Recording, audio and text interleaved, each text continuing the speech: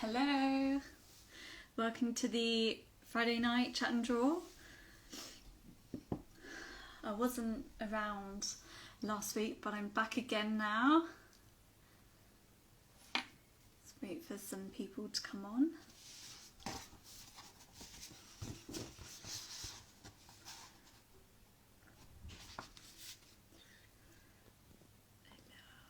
Okay. Hi, Julia.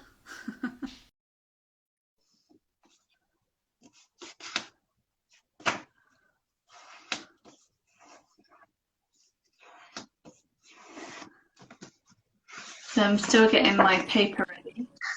Hello. How are you doing? I'm good. How are you? I'm good. I'm a little bit nervous. I'm always a bit nervous about these things. Oh, don't be. I get nervous as well. I was like having a bit of. I always have a bit of a panic, like, oh, I'm not ready. And And like then, that. you know, typical toilet break beforehand, and then you're fine. Yeah. It's always like that. It doesn't matter how much I get interviewed. I always get a little bit. I always get stage fright. I've always had that. It's kind of like the excitement and everything. I don't know. And Yeah, then because you actually do quite a few lives. yeah, You do a lot on your Instagram. I do. Yeah. Hi, Johnsy. Johnsy went to my school. He's a thespian. He's an actor. Oh wow! Yeah. Oh, nice. I know. Yeah. Maybe. I was recently interviewed by my old school, which was really cool, and I gave back as an alumna last weekend, and I was like speaking about my things and everything. And I know that Johnsy also did the same recently too. Quite nice. What is this like secondary school or? Yeah, second. Um, Yeah, oh wow! ages ago. Yeah, amazing. That's so cool. Sometimes I wonder what it would be like to go back and visit. What was that like?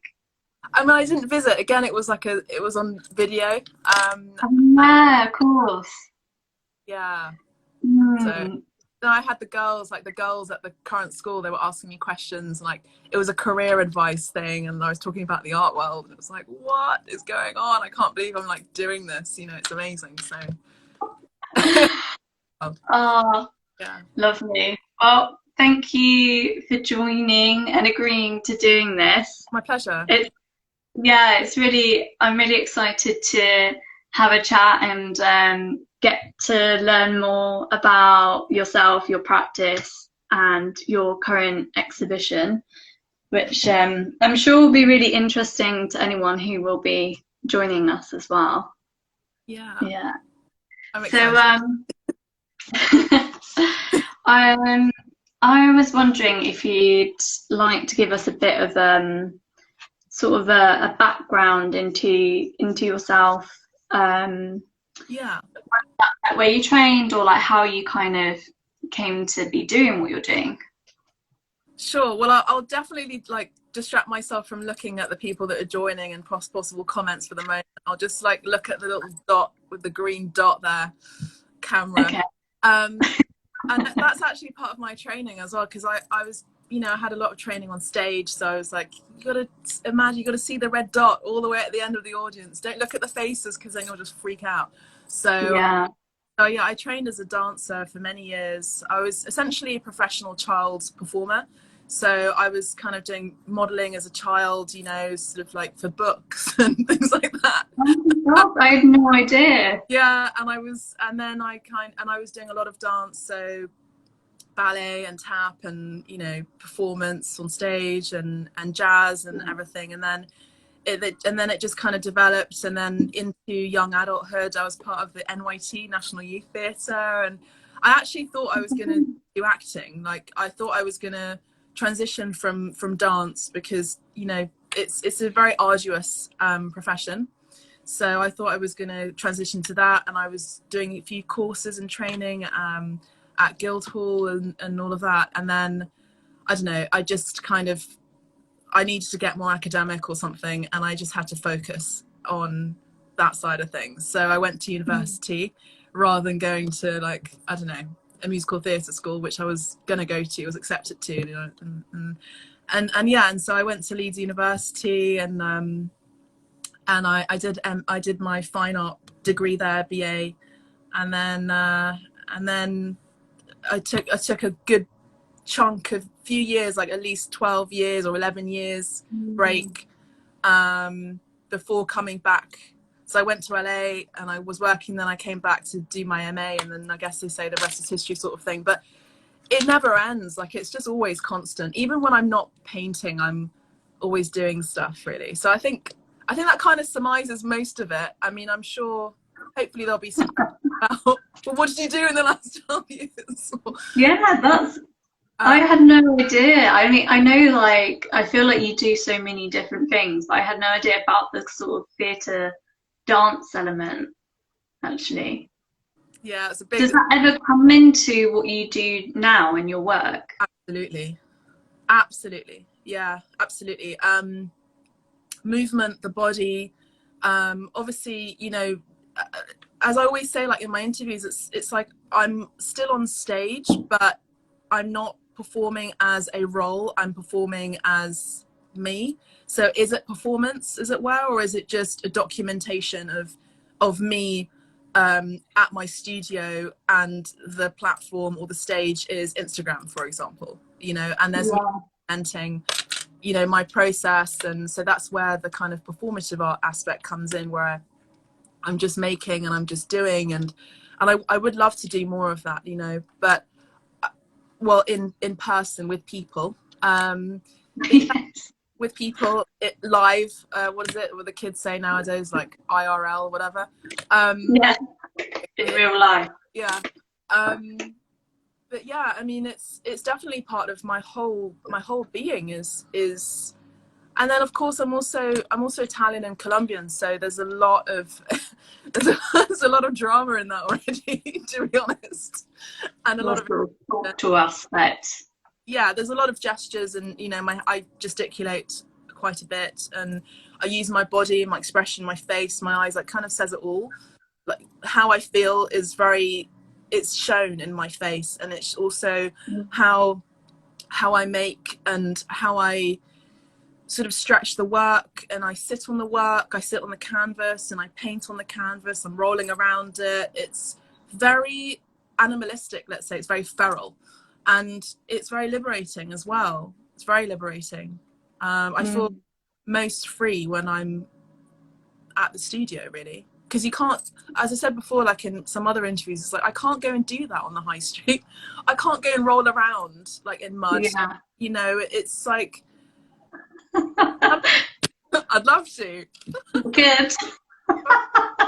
You just might get a few strange looks. Yeah, but then it's like, why are we so worried about what people think, you know? And then that's the other thing, is like, when the other thing that I've been learning as part of my catharsis is how I can let go of people's perception, and because essentially it's just me. I'm not putting up a role, you know. And honestly, when I'm at the studio, my ego's out the door, you know. I check myself out. So I just do the work. I just go do the work. Sometimes I'm still wearing my jacket on and my hat on. I come in and I put the camera just on, roll with it, you know. And, oh wow. And it's that thing as well. It's like, why? Again, it's, you know, I'm also very spiritual too. And it's like, why is there so much of a worry? Like, why do I get nervous when I'm doing these interviews just before? Like, why do I worry about what people think of me? You know, I think it's this thing that I'm still releasing layers and layers and layers of information, education, whatever, trauma. Maybe, is it sort of like unlearning to relearn? Absolutely.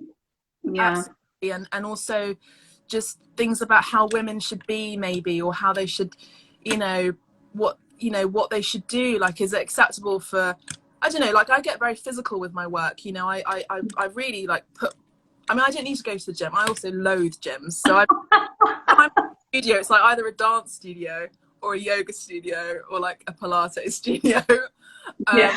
or like a dance club, you know. So I'm not really into like going to the gym. So me stretching the work and like canvases and everything is very physical. I do a real workout, and it's like, is this a man's job to do that, or is it? There are these things that come into my head sometimes, and you know, what if the work, for example, I did this painting that's part of the show actually, and it's called I can't remember it now, I've forgotten, because I'm on my next work. Yeah. But it's about the animal, and I've kind of just slashed the painting like with scratches on it. And I just remember like studying, you know, fine art and looking at the books, and a very famous Italian, Lucio Fontana, like he did that, you know. He was like claiming, if you don't mind me saying, like just claiming the vagina, like the vaginal opening, like claiming all of these things as a man and putting that onto the canvas. And I always like to sort of play with, like, I like to bring a little bit of spice and a little bit of, you know, like rock the boat a tiny bit, you know, just a tiny bit. And so I created this painting, and it's got this like huge 3 gashes on it basically, and it's like very feral. And I remember when Queens Limited, the amazing logistic company that came to like put my paintings in crates and everything, and like, you know, take it to the show. One of them was so funny, I could hear them from downstairs like, "Oi, is this a Fontana?" Okay. No, it's a Fischetti. It's like, no, it's another one. It's an Italian, but it's a woman, you know, who's doing these things. And I thought, huge affirmation, like huge confirmation for me of my intent, you know. That was enough for me. I don't need an art critic to be telling me that. This was a guy, you know, who humble upbringings, you know, working class, moving my paintings, and he recognized something there of art history, you know. So I'm rambling now at this point. No, it's great. Power Animal, yeah, Ben Meadows, thank you. Yeah, it's Power Animal. Oh, Power Animal. That's the name of the painting. Yeah, awesome. Thanks for reminding me what the name of my painting. Oh dear. Thanks, Ben. I know you said you're taking a break from your drawing at on this call, but I think I will after your little post of like, Georgina is going to be drawing me. I was like, oh my god. Oh, I thought that was planned, wasn't it? I don't know. I've never really decided what's going to happen.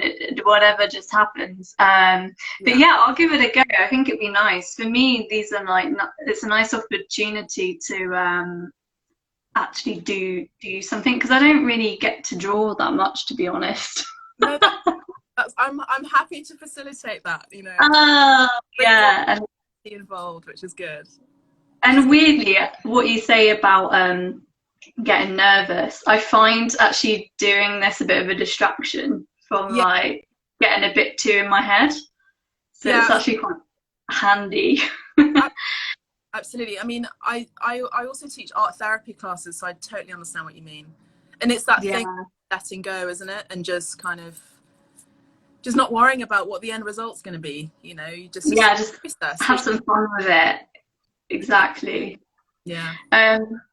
So actually, because maybe like people who maybe follow your artist account may not know so much about maybe your like abstract medicine side, and your kind of your link to spirituality and your work as a shaman and things like that. And I feel that's really kind of, it's like in partnership with your work or synergy.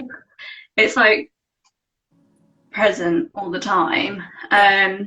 So I think what's coming to my head now, my question is sort of like, what came first? Have you always been very spiritual and that's always fed into everything you do? Yeah. Or is it then through being artistic and creative that's come out? Yeah, it's a very good question. I think, to be honest, I think we are all spiritual beings in a physical suit, basically, in a physical body. It's just, again, like we immediately put labels on what that should look like, you know. And really, you know, you're doing a spiritual practice right now by letting go of the ego, and you know, you're just drawing, you're just doing a process. It's called automatism, you know, or automation. And but yeah, I mean, essentially there's nothing majorly special about my connection to the non-physical world, which is what it is. But I've just kind of harnessed it more, let's say, because I actually ended up just going, okay, I need to now address this, because this is something where I can't just have this gift and not do something about it, and not help or support or guide other people one way or another. And again, it's not about indoctrination, it's not about pushing anything or pushing any ideas or, you know, or belief system. It's just, I'm here to uplift people, whether it's through my work or through, you know, a non-physical way, which is through my healing practice, you know. And yeah, I've always been really spiritual. I mean, I was talking about paranormal now, but I've had some really crazy things go on in my childhood in terms of, yeah, big time. How do you, like, things that would be hard to believe, or just circumstances? But the thing is, like, don't forget, I was a child. I didn't know what was going on, and you know, I didn't know why I was having these certain experiences. I basically didn't sleep very much during my childhood because I was constantly being barraged. And I realized afterwards in adulthood that this is something that's quite common in children who are very psychic, where you'll have lots of different types of communication come to you from the non-physical world. And that does include bad people, bad spirits, good spirits, you know, good and bad is just, it's different in the spiritual world. But it's like, for example, in my childhood, I was sleeping and I couldn't get to sleep as usual. And we had these roses actually in our house that you sort of climb. It was very kind of like weirdly gothic in that way, I guess. But we had these roses, and it was windy, and they would just like bash against my bedroom window. And of course, like as a child, your over imagination comes into play, and it's like the shadows are playing and all this kind of stuff. But I just had a lot of paralysis, like physical body paralysis in my childhood, and night tremors and horrendous things. And I just had this real sense of this being that, well, it was a woman in spirit. So this woman had died in spirit, and she was in my room, and she was trying to communicate with me. So bearing in mind, a lot of children who are very psychic get pestered, basically, to be spoken to, because there are energies in spirit that want to chat to you and deliver a message to their family or whatever. So that's one thing. And I didn't realize that at the time, and I would just go to my mum, you know, like 2 a.m, whatever, and so I couldn't sleep or whatever. And then when we left the house, my mum was telling me about all of these things that would go on with the house. She said that this woman came to the door one day, and she was the daughter of this. She used to live in our house, and she said that her mother really liked a specific room, and it was my nursery, it was my bedroom. And she also said that she claimed that her father had killed her, basically, in. Oh my gosh. Her spirit, her energetic field, her energetic spirit was still there, essentially. And she just, obviously, like my mum's kind of shamanistic already anyway, but she'd also say that she was in the my mother, so that was one bit, but my mother was in the kitchen downstairs, and she would often hear footsteps from one end of the corridor from my bedroom to the bathroom upstairs. And then, like, she'd say, you know, to the spirit, look, we know you're here, it's okay, you're welcome here, just, you know, don't annoy us, or don't mess us about. And she would just light a white candle kind of thing, and send the spirit to the light, you know, kind of thing. But that's one in many things. And it was just me and my mum in the house, for example, and my dad was at work, for example. So that's one element of it, and many others after it, you know. Then there was some darker spirits later on in the next place that we lived in, and then alien abductions as well that I've experienced too, which are quite scary. And then there's other ones which are also really good and positive, where, you know, where I'm able to connect and contact my spiritual ancestors, or it's from both sides. It's very interesting when you tap into it, but it's very important, I just want to say, not to meddle. Not to meddle with these things, you know, because like playing with a Ouija board and everything, it's just don't meddle with that kind of stuff, because that's part of the dark arts essentially. But yeah, I mean, the soul, the spirit is a traveler, you know, and when we must be careful, just generally speaking, when we're with people in the physical world, like when we're in a relationship with someone, or when we're in a friendship with someone, or when you just met someone even, you know, how do you feel after that encounter, or how do you feel after having slept with that person, for example? Do you feel drained? Yeah. Like, you know, like, and there's certain modalities that I encourage people to use in my healing practice, where we do cord cutting, you know, energy cord cuttings from people, or, you know, that, you know, like things like that really. But it does come into the work. It comes into the work because when I'm painting, as I said before, it's just me. I'm not on a role. I'm not playing a role. It's just me, and I'm essentially, I'm channeling. It's a form of meditation. So whatever comes in is being evoked, and I'm always conscious of the fact that people will be seeing it and will be collecting it, or be having it in the house. So it's really important that I put out an energy, even the, you know, the power animal painting. It's really important, regardless, that it's of a positive intent, of a positive and uplifting nature, because these people are going to be yeah so yeah, it's true, because having art around you, but yeah, it is, I suppose it is energetic. If you think of like whatever tension you've put into it, it's sort of like it's embodied within that piece. So if you're going to have that, in your house, I mean, personally, I would want something that's going to be up, as you say, uplifting, and we want these things around us because they make us feel good. yes, absolutely. Yeah. So it's interesting you talk about this sort of like energetic sort of thing, because then I'm thinking, gosh, you must have a really strong sense of like being able to like put boundaries in as well.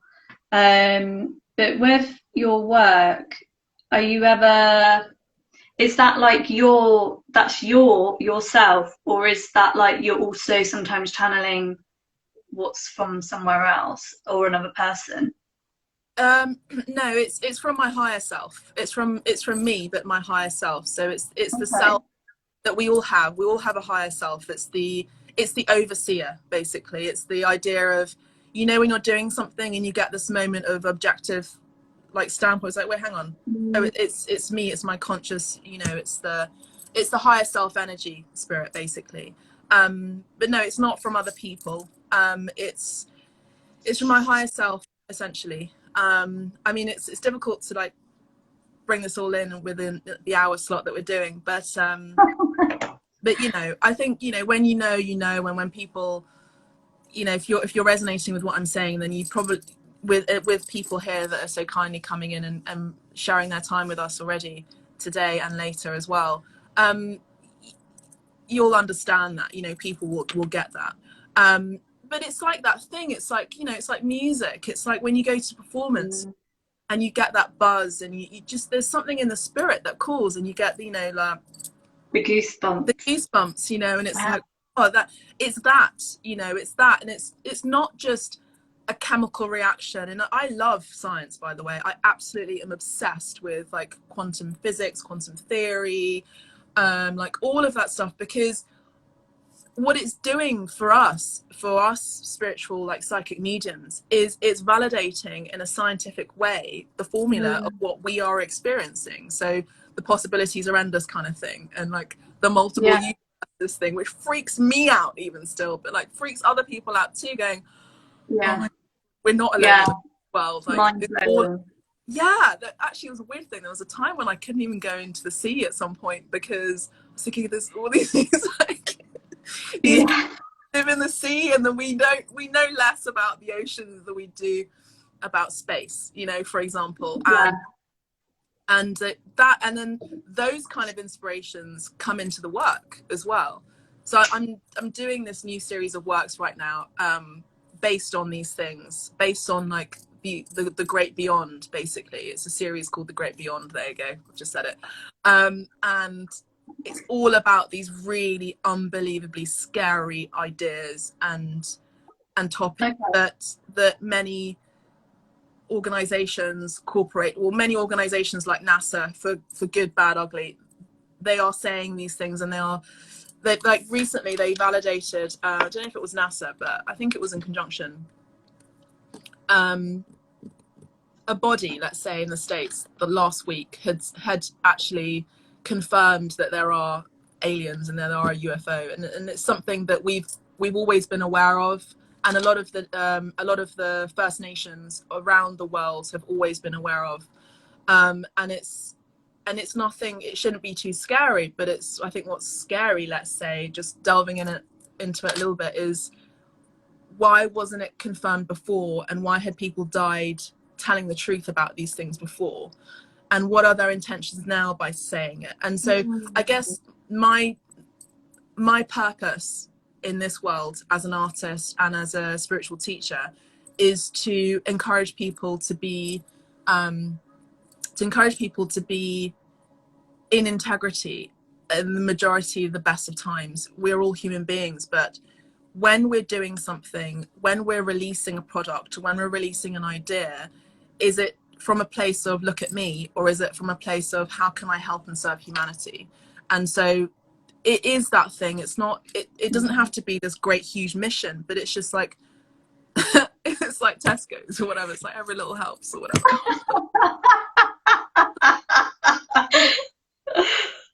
Oh, I love it. Yeah.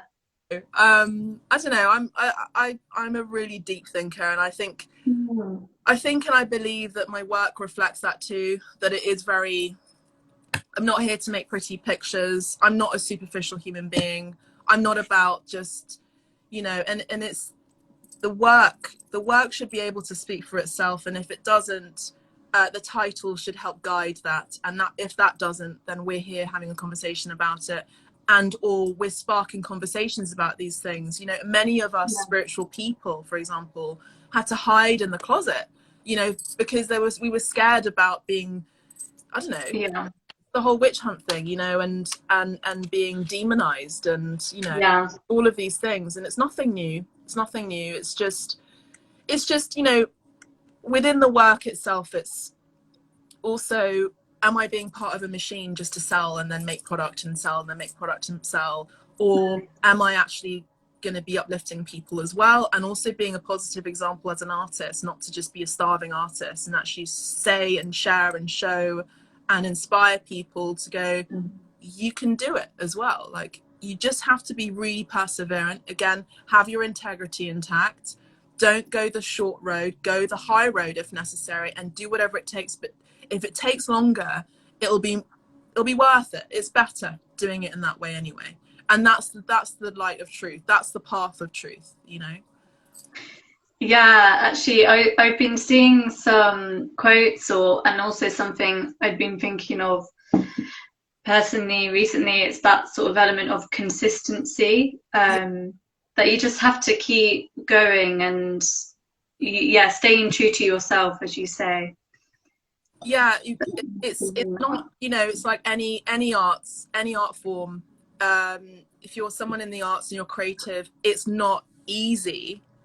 But then No. again, like, who is it that's telling us that being an artist is not easy and that we should go and get another or better job? It's like, why has that Mm. changed over time? And these are things that I think about when I'm at the studio or not at the studio. I think, like, when did it all go wrong, or when did it change, you know? Yeah. And why is the level of celebrity, like, why is that label more significant than the actual creative content that that individual, you know, shares and gives off to the world? Why is it important that you know, who they're going out with, you know, rather than their artistry, for example? Someone's actually just said here that they love Light in the Darkness by, that was Ben.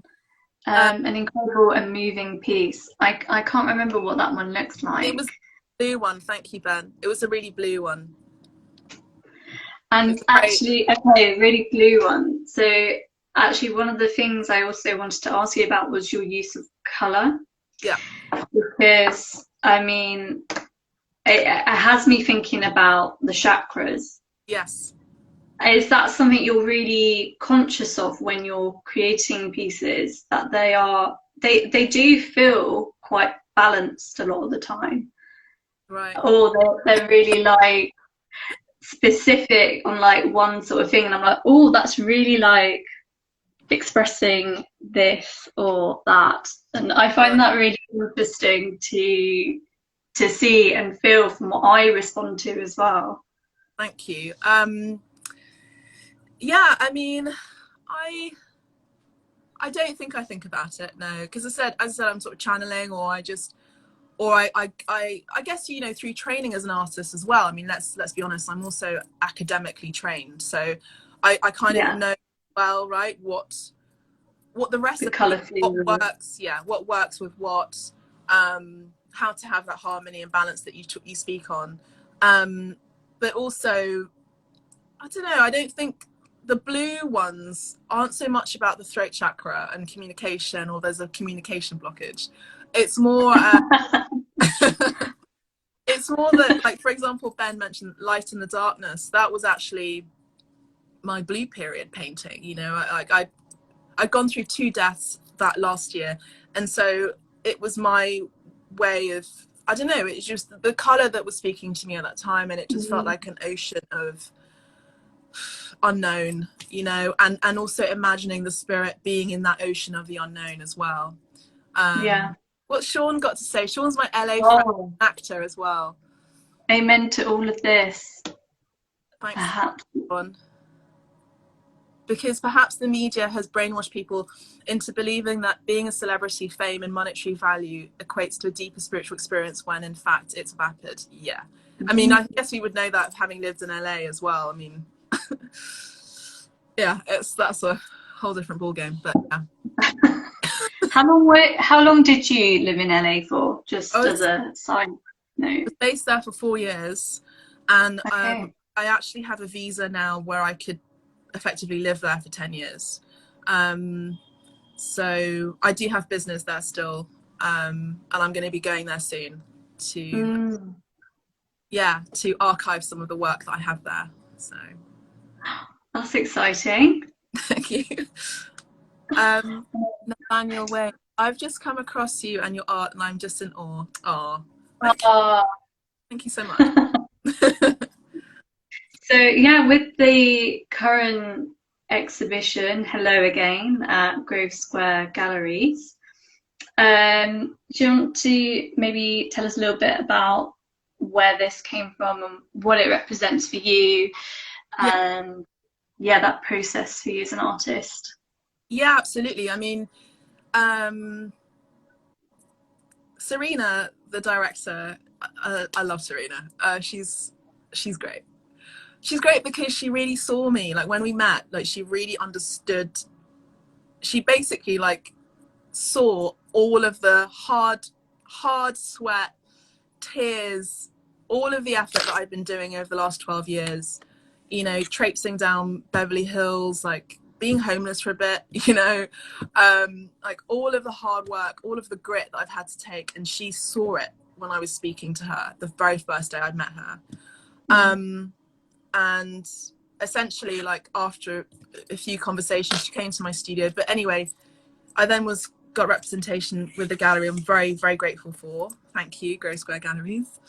I feel like they're family, to be honest now. So, and then Serena was like, look, we need people to see your work and what your last 10 years has all been about, basically.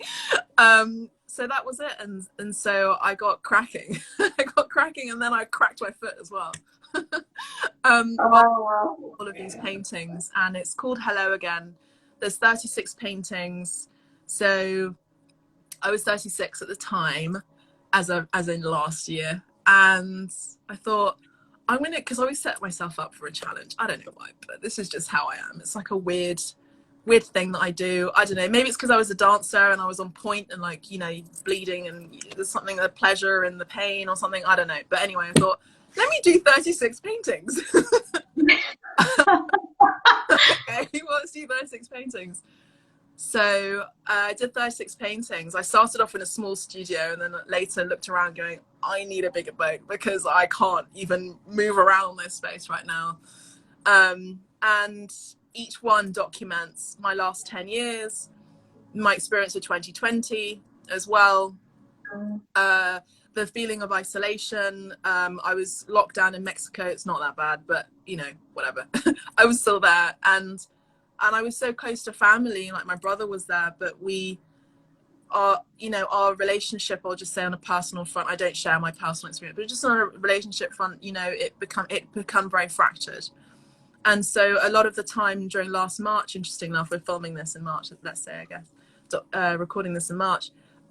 This time last year, I've never felt so alone, you know, and my family was like right there, you know. And I guess that's a level of depression that we kind of all experience somehow, or a karmic lesson, you know, karmic cycle that I had to close out.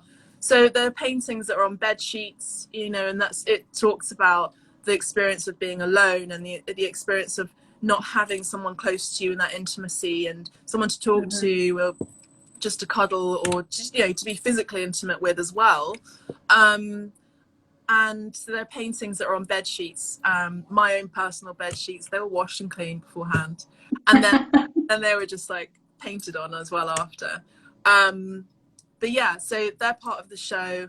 Not all of the works were able to hang in the show because of the, you know, the space and the respect of the space that we had, but the rest of the paintings are in a beautiful vault in London, provided by Queens Limited. They're not paying me to say this, but I'm just going to say. And, you know, they're being looked after, let's say, and they're, you know, they were very expensive, and I know that some of the set, well, anyway, the co-director was probably pulling his hair out about that, because the paintings that I have are very three-dimensional, and they had to be put in crates and, like, in a specific, you know, temperature and lighting and everything, and so they're kind of in this like special vault underground in London. But what I'm really excited about are the people that aren't able to see the show. They're able to see it virtually, which is the most amazing blessing that we can have in 2021, right? Is you can almost feel like you're in the space. I have an installation there as well. And then the other thing that I will say as well is there's going to be a book coming out very soon with every single work from Hello Again, the show. And so Hello Again is like this completion of this new light of 2021, the completion of 36 to 37, which I am now. And it came into conjunction, the opening, the week before my birthday in February. So, and also giving a new light and, you know, and hope for people as well, you know, to come into this like hello again, like who am I question, you know, oh, hello again, you've always been home, you've always been here, got your, especially after such a long time of self-reflection as well. Yeah, absolutely. And what's Sean saying? Like, gotta go, I'll message you later, Crystal. Thanks for this today. Thank you, my pleasure. Thanks, Lynn. Yeah, it's yeah. I know there's another one in there that was oh no, I think we read that. Oh no, indeed, being an artist in this town teaches me and exposes my eyes to this whole game played, and each new truth I learn reinforces my love of my authentic voice. So that was Sean talking about being an artist in LA. Yeah, he's an actor, and so we met on a transformational course to kind of sort of exercise our demons, let's say, and just kind of really see what our purpose was, I guess. And he's doing phenomenally, actually. He's doing really well after that. So, yeah. There was something I was going to ask you about your show. Oh yeah, because obviously, yeah, people haven't really had the opportunity to go see it, and obviously it's been kind of amazing, as you say, how we can access it online now. Yes. And you have a book coming out, which is really exciting. How's that experience been for you? Because I often feel like as an artist, it would be the ideal situation is obviously for people to be able to go and experience your work, Yes. especially since, as you've already stated, like your work is quite sculptural, or like you work with installation and things, and I often with things like that you can't really get it from looking at a picture of it. Yeah. I mean, to be honest, I tried not to think about the lack aspect of the thing. I try not to Yeah. think about, oh, what I don't have. I was just mainly geared towards what I can create and what I do have and how I can make The opportunity you got. make it a really good Yeah. thing. Also, as well, documenting my work and how I'm doing and that, so people could become involved in the process. Because, as I said, it is the process, not just the product. And I'm not just a machine to make and just to do things. So it's important for me to also engage with people that are so kindly connecting with me on Instagram, you know, and asking me like, well, do I work? I had an artist the other day ask me like, what kind of canvas do I work on? Do I work on? Is it primed? Is it not? I'm like, no, it's not primed. Cool, you know that. You know, and so Yeah. we have a connection and engagement there. But I think, you know, I'm someone that I'm someone that moves forward with things. I can't.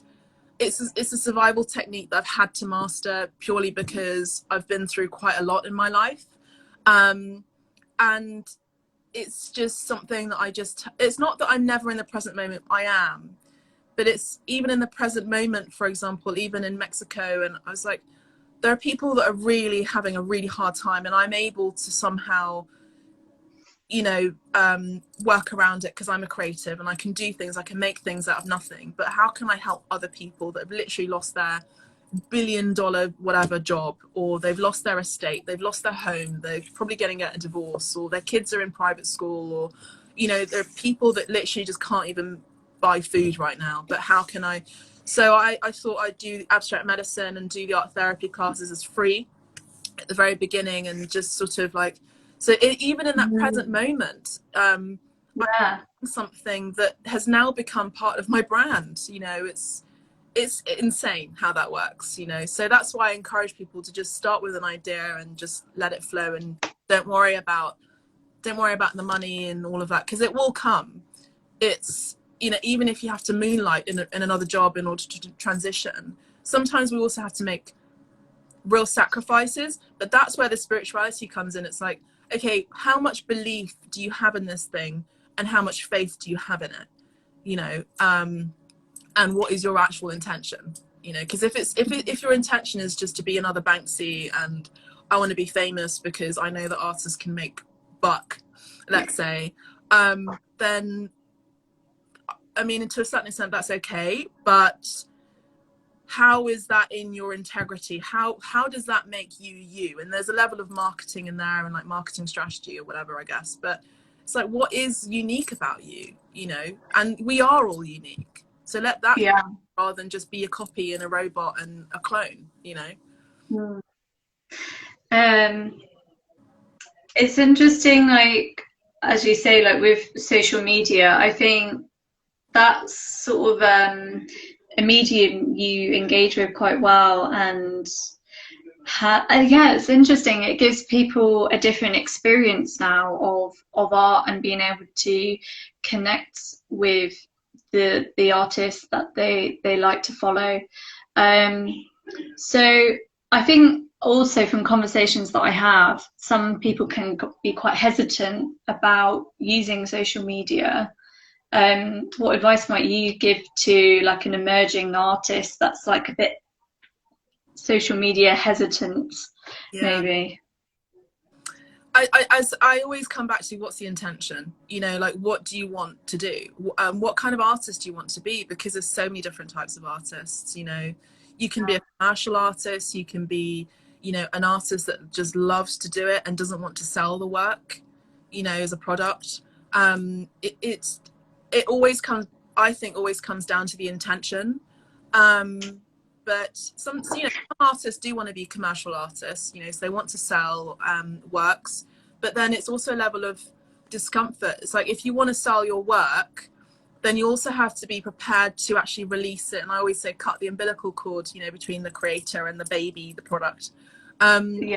So that you can then, and there's again, it's spirituality. There it is again. It's that surrender and letting go. Yeah, go. You know, because otherwise, it's also like if that's what you want to do, I'll just be a little bit critical in the sense that it's also selfish. If you have such an amazing gift and you can't share it with the world, or you're scared about sharing it with the world, then I get it, but you have to at some point get out of the comfort zone, and that is where the actual lesson comes in. It's like, whoa, I've done it. Like even if it's just a small milestone, like creating an Instagram account, you know, saying, hi, I'm here, check my work. With no hashtags, it's fine, but it's just one step. And like Joseph Campbell says, you know, you take one step towards the gods, and the gods will take 11 steps or 12 steps towards you. And it's so true. That's It's beautiful. so just start once. Again, I know it's hard, I know it's really difficult, but it's the intent, it's the surrender, and it's the faith in what you're creating. And you're just, again, don't bother about being a copycat artist with, you know, and comparisons and everything. You just have to put that out the door, because you're so different and so unique, and people want to see your authenticity. They don't care about you being, you know, exactly the same, doing exactly the same format and posts and stuff on Instagram. And to be honest, I'm still learning on Instagram as well. You know, I think for me it's not just about, you know, it's more about connecting. And I think I'm someone that likes to connect and converse and chat with people, get people around and have dinner and get some wine and get some food and just have some, you know, engagement. You know, that's really what I treat Instagram as, really, for example. Yeah. I think when you get into that mindset of it being quite, it can be a positive tool, it definitely changes your experience of it for sure. Yeah, I mean, I do know it's hard. I know it's difficult, but now in 2021, there are no excuses as to how many. There's so many different. There's books on it. There's YouTube, free YouTube videos about marketing. There's so many different strategies. You know, there's so many different ways that can help you to get on. But again, it's always about what's unique about you and what's your intent. You know, what kind of artist do you want to be? So do you feel like now for artists, that kind of social media presence or having that sort of knowledge of how to market your own work is kind of essential to be able to? I think with but again, it depends on the artist, depends on the individual. But it's saying that, you know, I take my energy, how I recharge is I take my energy from source. So it's really important for me to kind of go into my home and go into my recluse stage for like 2-3 days or however long and recharge, because that's how I recharge my energy. Other people get their energy from other people, for example. But, you know, effectively what I'm doing now is building that that share, let's say, that kind of platform, so that I can reach as many people as I can and help and uplift as many people as I can, to then be able to just like go and have a family, have kids, and just be off grid essentially, and have someone else managing my Instagram. I've already got a system whereby that's already now starting to integrate itself on my marketing, so that I'm able to just kind of, you know, step off and step out and just be healthy in that way, because it's neither healthy, is it really, to be on it all the time. No, I think, yeah, that balance, I think people definitely struggle with. But yeah, as I say, it's finding your strategies for how to work with it. Yeah. Um, I was just curious, do you have like a favorite painting from your show, or do you I love them all do. equally? I do. I do. I do have a favorite painting. Yeah, it's called Birth bracket Hearth Earth close bracket Day. Oh, okay. Play on words at birth and day, and then in between it's Hearth and Earth. And I'm very grateful because that actually was sold on my birthday. Um, and I was like, whoa. And also that was really hard, the umbilical cord thing I was talking about earlier. I was like, whoa, someone's actually going to own that, you know. And but I know Yeah. the gallery have this thing in place because I do have my works in museums, but it's important for me again to access as many people as possible, right? So the gallery has this thing in place where, you know, should I have a solo show in a museum, hopefully some point soon, that's one of my targets, is that they will be able to lend the work, you know, so many people can see it. And that's basically, that painting is all on bed sheet. It's on a bed sheet, and the bed sheet as well is kind of like it's almost like a silk cotton blend, and it was such a joy to paint on. It was so beautiful. But it's a self-portrait of my soul, essentially, that painting. I get moved thinking about it because I love it so much. And it's my very, very, very sensitive side that I don't share and show to many people at all. You know, so the person that I'm, you know, I am being authentic, but it's that idea, the esoteric philosophy of, we have three masks, and we have a mask that we share with the world, a mask that we share with our friends and our family, and then the mask that we have for ourselves, we share to ourselves. And that's that thing, you know, that's that painting. So should we open up some questions, do you think? What do you reckon? Yeah, I don't know. I don't think anybody's put any in, but if anybody does have any questions, just you can pop it in the chat. We've got a few minutes left. And so see if anything comes up. But so at the moment, what are you currently working on? You say you know you're working on a new body of work, and is that towards another show? I think I'm kind of like I think I work like a musician, I realise. And it's only because I realised that, well, I mean, I have a connection with like colour and sound as well, which I didn't mention, which is chromesthesia. But I work as a musician, like I make work for an album, as like for albums, like I have singles, which are my paintings, that work towards a show, the album. Yeah, and then, yeah, that makes sense. yeah, or like a movie or something. And then everything in between that is about gearing up the promotion, the marketing, like from my end, from the gallery end, from, you know, KTW, the agency that, you know, that, you know, are in conjunction with the gallery. It's all of, and it's marketing and promoting for the album, which is the show. So yeah, I'm working towards my next album. I like how you I like how you're talking about this. Have you ever worked with sound, or when you've painted, do you ever think of like the music that would sit alongside it?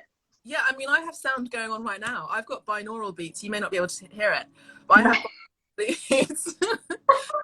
I've got binaural beats playing right now because I'm a total bohemian hippie freak, and it's basically like it's resonating with my energy to help me release negative thoughts and things, and it's kind of psychedelic. We've got like octopus and but yeah, I have that in the background sometimes, or I'll have, I don't know, like what my Spotify playlist is at that time. We did something with Elephant magazine, which they were really kind and cool to share my studio playlist, which I think for some people is a bit out. Saw that. Yeah, I have to check it out. It's quite out there, the big but I also, I mean, I'm a creative, so I like to play with different forms of creativity, and I do like to DJ a little bit. So that kind of the kind of stuff that's on that playlist is the things that I would DJ. I would love to see you DJ your own like exhibition opening. But it's basically like, you know, like That'd be fun. in Ibiza or something. It's like it's the morning, or like it's the come down version of that. Yeah. So it's kind of, where am I? kind of music. It's quite psychedelic, and then there's like suddenly like this weird like rap hip hop, Italian rap hip hop mixed with some Colombian music, and so yeah, I play that kind of stuff really. Sounds lovely. Yeah. Would you like to see my drawings? I would love to. Let's share it with everyone. All right, here's one. Oh, very cool. Very cool. Yeah. That's just a line drawing. You might not be able to see it very well. See it. And then I think this is my favourite. I love the line work. It's like, I love the contour, the thick line work there. Yeah, that's Do you think you'll develop the second one? Like, do you think you'll keep going, like, or do like a watercolor wash thing? This one? Yeah. Actually, couldn't I? Yeah, that was actually, I drew that first and then just didn't go back to it. Cool. What do you what do you do with the drawings after? Do you like put them in a frame? Do you like sell it, give it away to people? Free? Do you know, I don't really think too much about them after I've actually drawn them. Yeah. I have put some of my things recently in a frame, but I would like to start putting some more up on my website and actually sharing them a bit more, because that's something that I don't do so much. And actually this conversation has been quite inspiring, just like through your kind of sort of like, let's just go for it, and your sort of like your energy. Yeah, that's really cool. Yeah. What's to lose, right? What's to lose? Not very much. I have a friend of mine who's an artist, and she does something quite similar where she draws people. Her name is Alison Kunath. Shout out to Alison. She's based in California as well, and she basically just draws people like blind drawing, and she has 4 years worth of blind drawing like sketchbooks, and then she ended up publishing them as books. Just like really cool. Really cool. Yeah, really cool. And I thought of you just now about that. I thought I'd share that with you if you don't mind. Oh yeah, that's a lovely idea. That's so nice. I'll have to send me a link or something. Yeah, she's awesome. She's so cool. She's awesome. All right. Well, I think we've covered quite a bit there. I'm like looking at my notes, but I think we have gone through quite a lot. And are there any questions? Do you want like one? Is there like a last minute question? Anyone? Like 1 or 2? You never know. I should have asked at the beginning, and then they could have just popped them in. We're going to be leaving. I'm also learning all the time on here. It's like, oh god, yeah. I've only just got around IGTV, so you're doing good. Like the reels as well, like reels. The reels I'm still getting to grips with. Yeah, but I guess if anyone is probably too scared about asking a question right now, you know you can me later or something, or like through like DM me or something, or DM Georgina, right? So you continue the conversation, as they say. Anytime. It's been lovely to have you. Oh, we got one. I got one. So, have traumatic experiences influenced your work, if at all? Yeah, big one. I like to make alchemy out of my negative experiences. Yeah, so I like to turn the rough into a diamond, you know. So thanks to all of my exes. Again, it sounds like a music album. Yeah, no, honestly, I'm like, now, so thank you, because I'm now using. Oh, brilliant. Yeah, no, I just like to turn it into. Well, it's very cathartic, is from what I see or feel. Yeah, I think Billie Eilish says something like that too, where she, you know, people, like some of her fans complain about her music being too dark, but she's like, I've had all of these dark experiences, but I've made music out of it, you know. And yeah, I have a level of respect for that, you know, for artists that are able to turn a bad thing or bad experience into a good one. And to be honest, it connects people again. It's like, you're human, I'm human, I'm not perfect, I have flaws and all of this, and I'm still learning how to be a human being on this planet. I get triggered a lot, and then I think, well, how do I navigate around that? And so the best way for me to navigate it is to be, you know, to be away from people at some point, but also you know, to sit with myself, you know. And sometimes sitting in the crap can be very uncomfortable, like very uncomfortable, and I just want to wriggle out of it. It's like I always equate it to yoga. There's Pigeon Pose. So there's this pose in yoga, kind of like leg up, like leg inwards, and then the other leg is at the back, and you're just kind of bending down and you're opening up your hips, and the pain in your thighs is like, can be quite difficult because there's so much tension there. And it's like, how can you sit in Pigeon Pose for like an hour? And I feel like we've all been sitting in Pigeon Pose for the whole of 2020, and some have been able to like get out of it and wriggle out of it. Some are like, you know, hobbling off and getting up, and we've got pins and needles. Oh, that was really hard work. How do I, you know, and it is this new reality that we're living in, I guess. But I also do it, and I release it through my work as an artist and in my practice in my studio as much as possible. I have to, because I also need to heal from that. I can't let things define me. I just, you know, make it into something beautiful. Yeah, and I think it comes through in a positive sense though, because yeah, we could all have difficult experiences, but then you've taken something good from it or a lesson from it. So I guess it can all exactly be a silver lining. Yeah, I mean, there's just no, for me, there's a time to grieve, there's a time to, you know, to cry, there's a time to shout, it's time to be angry, it's time to, you know, punch a wall if you need to, like release whatever box or whatever.